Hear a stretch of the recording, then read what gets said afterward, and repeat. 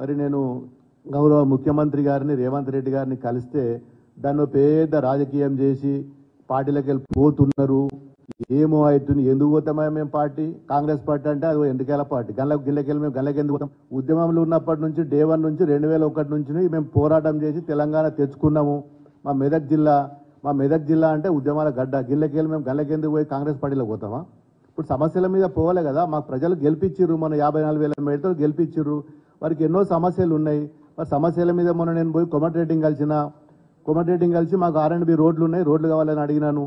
మరి అదేవిధంగా ఉత్తమ్ కుమార్ రెడ్డిని కలిసినాను. మల్లన్న సాగర్ వాటర్ ఉన్నది, మా కాలువలకు నీళ్ళు వస్తలేవు, రైతులు బాధపడుతున్నారు, మరి మాకు నీళ్ళు ఇవ్వాలి. ఇంతకుముందు మా రైతులు ఒక ఫోన్ కాల్ కొడితే మరి అప్పటి ఉన్న ఇరిగేషన్ మంత్రి గారు మెసేజ్ పంపిస్తే తెల్లార వరకల్లా కాలువలలో నీళ్లు ఉంటుండే.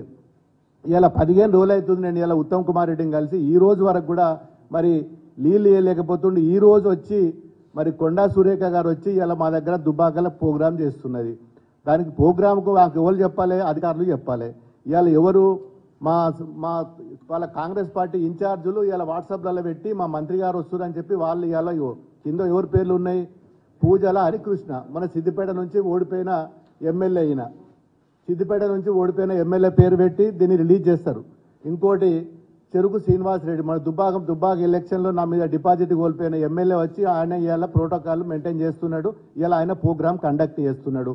ఇక పోతే మరి అధ్యక్షుడు మరి ఏదైనా ప్రోగ్రాం చేస్తే ఎమ్మెల్యే గారు సభాధ్యక్షులు ఉంటారు. ఇలా మా పేరేమున్నది, ఇక్కడ కొండ సురేఖ, తర్వాత 4 మంత్రులు, కింద 4వ ప్లేసుల్లో 5వ ప్లేసుల్లో ఎమ్మెల్యే పేరు ఉన్నది. దీనికోసం మేము అడగడానికి పోతే ఇదో పెద్ద రాజకీయము, కాంగ్రెస్లో ఏదో మేము కలుస్తున్నాము, మా పార్టీకి ఏమో లేనట్టు, వాళ్ళది ఏదో పెద్ద దేశంలోనే పెద్ద పార్టీ పెద్ద ఉరగబెడుతుండ్రు, ఆ కాంగ్రెస్ పార్టీలో పోయి మేము గెలుస్తున్నాం అని చెప్పి ఇలా రకరకాల జిమ్మిక్కులు చేసి టీవీలల్లో, పేపర్లల్లో, సోషల్ మీడియాలల్లో ఇదో పెద్ద డ్రామా. మరి మాకు ఏం అవసరము, మేము ఎందుకు పోతాము? మరి ముఖ్యమంత్రి అన్నప్పుడు మేము అందరి దగ్గర పోతాము, అందరు మంత్రుల దగ్గర పోయినాము. నేను 2 సార్లు ఎంపీ ఉన్న ప్రధానమంత్రిని కలిసిన, మంత్రులను కలిసినాము, రాష్ట్రానికి రావాల్సిన రైల్వే గురించి రైల్వే మంత్రులను కలిసినాము, హైవే గురించి నేషనల్ హైవే మంత్రి నితిన్ గడ్కరీని కలిసినాము, మరి సివిల్ సప్లై ఫుడ్ కార్పొరేషన్ మంత్రులను కలిసినాము. ఏ రోజు కూడా ఢిల్లీలో ఉన్నన్ని రోజులు మేము మంత్రులను కలిసి మాకు రావాల్సిన మరి తెలంగాణ రాష్ట్రానికి మా నియోజకవర్గం రావాల్సిన నిధుల గురించి కొట్లాడినాము. అదే తరహాలో ఇప్పుడు కూడా పోయినాం. ప్రధానమంత్రిని కూడా నేను 3 సార్లు కలిసిన.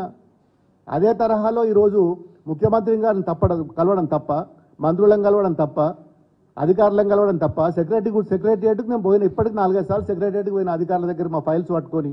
ఎందుకు పోకూడదండి? దీన్ని పట్టుకొని వార్తలలో పెద్ద పేపర్లలో అడగడం అనేది కరెక్ట్ కాదు. మీరు మొన్న ఎలక్షన్లో ఇప్పుడు ఏమేమి వాగ్దానాలు చేసారో తెలుసు. 6 పథకాలు, 6 కాదు గ్యారంటీలు, మీరు చేసిన 13 గ్యారంటీ పథకాలు చేసిండ్రు. అవి ఇస్తే మేము కూడా స్వాగతిస్తాము, మీరు సన్మానిస్తాము, శాల్వాలు కప్తాము, బ్రహ్మాండంగా మీరు ఊరేగిస్తాము. ప్రజలకు ఏమి ఇచ్చిర్రు? మొన్న పవర్ యూనిట్ 200 యూనిట్లు ఫ్రీ ఇస్తామన్నారు, 4,000 రూపాయలు పెన్షన్ ఇస్తామన్నారు, మహిళలకు ప్రతి 2,500 ఇస్తామన్నారు, మరి రైతు బంధు వేస్తామన్నారు. నిన్న రైతు బంధు అడిగితే ఒక ఊర్లో పోతే కోమటిరెడ్డి వెంకటరెడ్డి గారు చెప్తాడు కొట్టురే అంటుండ్రు. ఇదేనా సంస్కారం? వల్ల చెప్తాడు కొట్టుకోవడానికే నేను గవర్నమెంట్లో నేను రూల్లో సీట్లో కూర్చుండబెట్టినరా? చెప్తాడు కొడితే అది ఏం సంస్కారం? అది ఇవి వాళ్ళు చేసే పనులు. ఇలా 15 రోజుల తర్వాత కూడా మాకు మల్లన్న సాగర్ ప్రాజెక్టులకి నీళ్ళు వదిలేక మొత్తం మన మొక్కజొన్నలు ఎండిపోతున్నాయి, పొద్దుతిరుగుడు ఎండిపోయింది, వరిసేనులు ఎండిపోతున్నాయి, తుకాలు నాటుకొచ్చిన తుకాలు కూడా మరి నాటేసుకుందామంటే కూడా నీళ్ళు వదులుతలేరు. 15 రోజుల తర్వాత ఇవాళ వచ్చి మంత్రి గారు వచ్చి ఇలా ప్రోగ్రాం పెట్టింది. దానికి ఎవరు? మొత్తం కాంగ్రెస్ కార్యకర్తలు, వాళ్ళనే చీఫ్ గెస్టులు, వాళ్ళే స్టేజ్ మీద, వాళ్ళే ప్రోటోకాల్ దాంట్లో, వాళ్ళే అన్నిట్లలో కూడా వాళ్ళే. ఇలా వాళ్ళ సంస్కారం కాదు, మా సంస్కారం ఇది. మేము మొన్నటి వరకు కూడా నా దగ్గర రఘునందన్ రావు గారు బీజేపీ ఎమ్మెల్యే ఉండే, వాళ్ళు సభాధ్యక్షులుగా వాళ్ళ ఫోటో మేము అది కూడా చూపిస్తాను నేను ఎట్లా పెట్టినాం మేము. మరి ఆ సంస్కారం కూడా లేకపోతే ఎట్లా వీళ్ళకు?